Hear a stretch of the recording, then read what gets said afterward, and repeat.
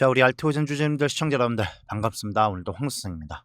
일단 오늘 제가 이렇게 기사를 먼저 좀 보여드리고 있는데, 제목부터 좀 보시면 이제 빅파마 전략 해가지고 비만, 당뇨 넘어서 심혈관으로 우리 알테오젠 이제 수혜 가능성의 주목, 요 제목을 좀 확인을 하실 수 있어요. 여러분, 지금 글로벌 제약 시장에서 이 비만 치료제 얘가 이제 그야말로 난리도 아닌 상황이에요. 뭐 저뿐만 아니라 우리 주주님들 중에서도 요 시장 규모에 이제 일조하신 분들이 상당하실 텐데, 아무튼 지금 이 비만 치료제 시장이 얼마나 대단한지 숫자로 제가 좀 빠르게만 설명을 드리면은, 이제 시장 조사 기관이라고 해서 이 아이큐비아 자료 기준으로 지난해 이 글로벌 비만 치료제 시장 규모가 460억 달러였습니다, 여러분.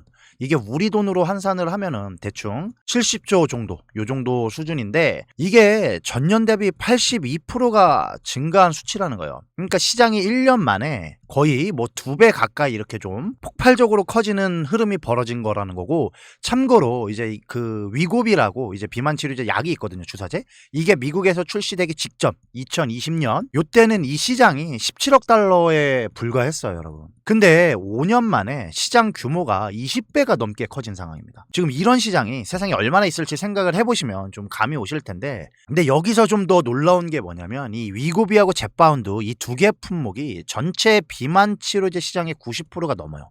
사실상 독식을 하고 있는 거거든요.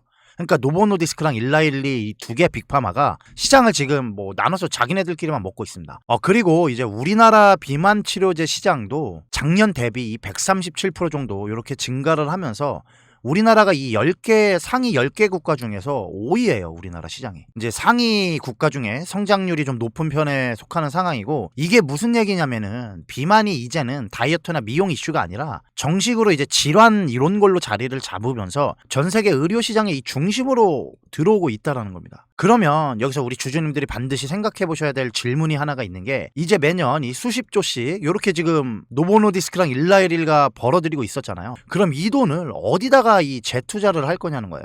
핵심을 바로 먼저 좀 말씀드리면, 이 글로벌 빅파마들이 기사 제목에도 좀 나와 있지만 비만하고 당뇨를 넘어가지고 이제 심혈관 질환 쪽으로 파이프라인을 넓히고 있는 상황입니다. 그럼 이제 이 흐름에 우리 알테오젠한테 왜 다시 한번 좀 큰 기회가 되는지, 그리고 시장이 아직 이 부분을 제대로 반영을 못하고 있는 이유까지 제가 오늘 좀 하나하나 전달을 드려보려고 하는데, 내용 본격적으로 들어가기 전에 이 구독 버튼 요거 한 번씩만 꼭 좀 부탁을 드리겠습니다. 제가 앞으로 이 알테오젠 종목 하나만 계속 브리핑을 하면서 뭐 죽이 되든 밥이 되든 우리 주주님들하고 끝까지 한번 파볼 생각인데, 제가 뭐 다른 유튜버들처럼 그분들을 뭐 비난하거나 그런 게 절대 아니에요. 그런 게 절대 아니고, 뭐 전화번호만 여기다 대문짝만하게 적어놓고 뭐 차트에 이렇게 뭐 상승 추세입니다, 하락 추세입니다 이렇게 줄만 그어가면서 어물쩍 넘어가는 그런 분석 말고, 진짜 본질하고 그 다음에 이제 정확한 팩트로만 제가 전달을 드려보도록 하겠습니다. 그게 뭐 제가 좋은 내용만 전달을 하겠다 이런 게 아니라, 악재는 악재대로 말씀을 드리고 호재는 호재대로 이렇게 분석을 해가지고 인사이트를 전달드려 볼 거고, 제가 자신이 있습니다. 여러분, 제가 자신 있으니까 빠르게 이 구독 버튼 요거 한 번씩만 꼭 좀 부탁을 드리고, 이제 본론으로 좀 바로 들어가서 보면은, 제가 기사 내용부터 일단 짧게 정리를 해서 말씀드리면, 이제 이 노보노디스크가 신부전 치료 후보 물질 이 CDR123L이라고 해서 얘를 대상으로 이 SC랑 이제 IV 피하 주사랑 정맥 주사죠, 요 투여를 해가지고 체내 노출량을 비교를 하는 임상 1상을 독일에서 개시를 했어요.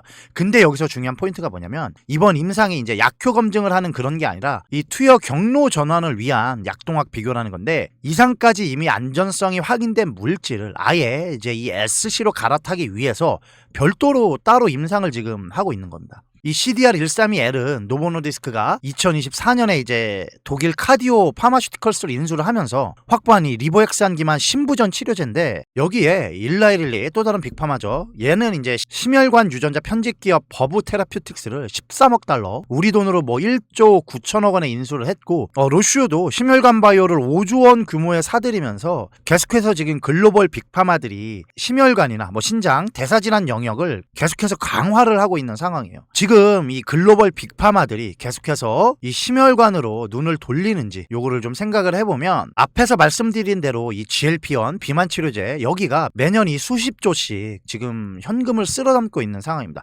근데 문제는 이 돈을 이제 어디에 재투자하냐 이건데, 항암제는 뭐 이미 레드오션이에요. 그리고 뭐 희귀질환은 너무나 시장이 작고, 그러다 보니까 이 대규모 환자군에다가 장기 투여가 필요한 심혈관 영역이 다시 매력적으로 부상하고 있는 상황입니다. 특히 이제 이 GLP-1으로 확보한 심혈관 데이터가 이미 있기 때문에 이 인프라를 그대로 활용할 수 있다라는 것도 가장 큰 이점이 된다라는 건데, 그러니까 이건 일회성 뉴스가 아니라 우리가 앞으로 5년에서 10년 이거를 좀 좌우할 파이프라인 재편의 시작 신호로 봐야 된다는 거예요. 그럼 여기서 이제 이 글로벌 빅파마들이 이렇게 지금 심혈관한테 관심을 가지고 있는데 우리 알테오젠한테는 어떤 영향이 있냐, 이게 중요한 건데, 여러분 이 심혈관 치료제는 항암제하고 완전히 성격이 달라요. 항암제는 상대적으로 이제 단기간 집중 투여인 반면에 이 심혈관은 만성 질환이라서 장기간, 그것도 뭐 평생 투여해야 되는 특성이 있습니다. 근데 이제 이거를 병원 가서 뭐 정맥 주사 맞으려면은 환자 입장에서 굉장히 부담이 크죠. 그러다 보니까 이제 자가 투여가 가능한 이 SC 제형, 이게 사실상 필수가 된다라는 건데, 노보노디스크가 임상 1상부터 SC 전환을 시작한 것도 정확히 이런 이유입니다, 여러분. 상업화 단계 가서 요걸로 바꾸려면 시장에서 일단 잘 안 팔릴 수 있기 때문에 아예 개발 단계부터 SC를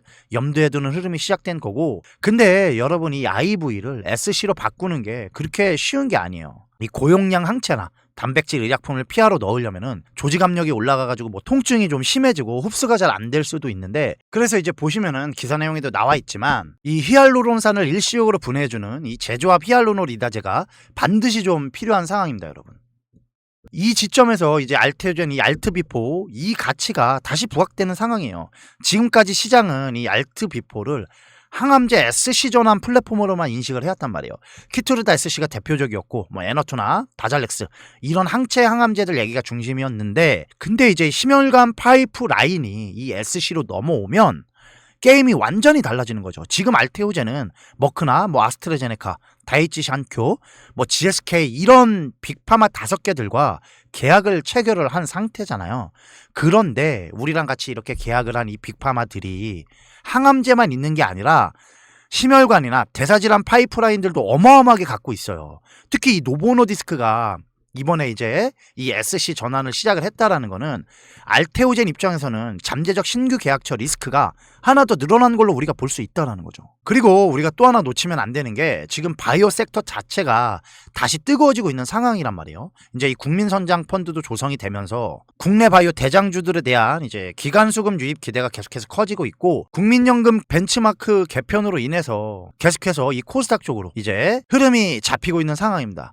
근데 이미 알테오젠은 코스닥 시가총액 1위를 지키고 있고 바이오 대장주잖아요. 그러다 보니까 코스닥 150은 물론 이제 KRX 300 지수에도 편입되면서 국내외 이 패시브 자금이 계속해서 안정적으로 들어올 수 있는 그런 상황이에요. 지금 정부에서도 이 코스닥 시장 활성화를 위한 밸류업 정책을 강화를 하고 있고, 뭐 코스닥 대장주들에 대한 세제 혜택이나 기관 투자 요인 확대 논의도 지속되고 있는 흐름입니다. 이런 호재가 지금 계속해서 쌓이고 있음에도 불구하고 주가는 보시면 지금 아쉽게도 그걸 좀 반영을 하지 못하고 있는 부분인데, 일단 이 오늘 전체적인 시장은 우리가 이제 내일이면 이 삼성전자 실적 발표가 있잖아요. 그걸 앞두고 전형적인 이 눈치 보긴 장세인데, 증권가에서 잡고 있는 일단 2분기 영업이익 컨센서스가 대략 뭐 한 85, 6조가 된다고 합니다, 여러분. 지난 1분기에 57조였으니까 이제 이거를 뭐 엄청나게 경신하는 그런 사상 최대치인데, 뭐 반도체 부분의 성과급 있죠. 거기 한 19조를 제외를 하면은 뭐 실질 영업이익은 100조를 넘을 거라고 해요. 어마무시한데 아무튼 근데 이 정도 호실적은 사실 주식시장에서는 이미 뭐 삼척동자도 다 아는 그런 공지된 호재예요. 물론 뭐 성과급 반영폭에 따라 요거 이제 다른 변수는 있는데 그러다 보니까 일단 실적 발표 이후 상황을 좀 봐야 되겠지만, 예전처럼 뭐 미친 변동성을 이렇게 기대하기는 어려운 상황이라는 거죠. 이유가 뭐냐면 그동안 뭐 반도체 쪽에서 이제 어닝 서프라이즈가 터졌어도 결국에 이 세론 현상 이게 좀 반복이 됐었고, 그리고 결정적인 시그널이 하나가 있는 게 얼마 전에 이 마이크론 실적 발표가 나왔었잖아요. 뭐 영업이익이 85%, 86% 미쳤죠 진짜. 아무튼 말도 안 되는 이런 실적을 발표를 했는데도 불구하고 주가가 여러분 크게 움직이지 않았어요. 그러니까 더 이상 반도체 쪽 수급 쏠림은 유지되기 어렵다라는 게 제 개인적인 생각이긴 한데, 그러다 보니까 지금 자연스럽게 나온 얘기가 뭐냐면 반도체 쪽에 물려있던 이 자금이 이제 상대적으로 더러운 섹터, 뭐 쏠림으로 억울하게 좀 이렇게 빠져있던 섹터, 그 중에서도 우리처럼 재료가 확실한 종목이 제대로 이렇게 상승할 준비 중이라는 겁니다. 그러니까 정리를 좀 해서 말씀드리면, 아까 보신 기사 노보노디스크 임상 뉴스, 이거는 단순한 한 종목의 임상 소식이 아니에요. 지금 그 시장이 70조짜리인데 이 비만 시장에서 벌어들인 자금이 이제 심혈관 여기로 흘러 들어올 수 있는 그런 신호탄이고, 그 확장의 표준이 이 SC 제형으로 굳어지는 그런 상황인 겁니다, 여러분. 그리고 이 표준을 공급할 수 있는 유일한 원천 기술 기업 중 하나가 우리 알테오젠, 요거를 뭐 다시 확인시켜주는 그런 순간인데, 뭐 그동안 이제 로열티 실망이나 뭐 특허 우려 이건 뭐 다 해소가 되긴 했지만, 아무튼 이런 단기 노이즈나 이 쏠림 이런 것 때문에 우리가 계속해서 좀 주가가 빠지고 있었는데, 주가는 충분히 조정을 받았다고 생각을 해요. 오히려 지금은 이제 우리가 앞으로 추가로 나올 이 기술 이전이나 코스닥 대장주로서의 수급 프리미엄, 그리고 이제 심혈관 뭐 대사질환 파이프라인 요거까지 확장될 수 있는 그런 새로운 성장축이 겹겹이 계속해서 쌓이는 그런 자리라고 좀 볼 수 있습니다. 그러니까 주주님들 지금 최근 연속 5거래일 이렇게 좀 조정을 받으면서 많이 답답하고 속상하실 텐데, 전혀 뭐 흔들리거나 속상해하실 자리가 아닙니다, 여러분.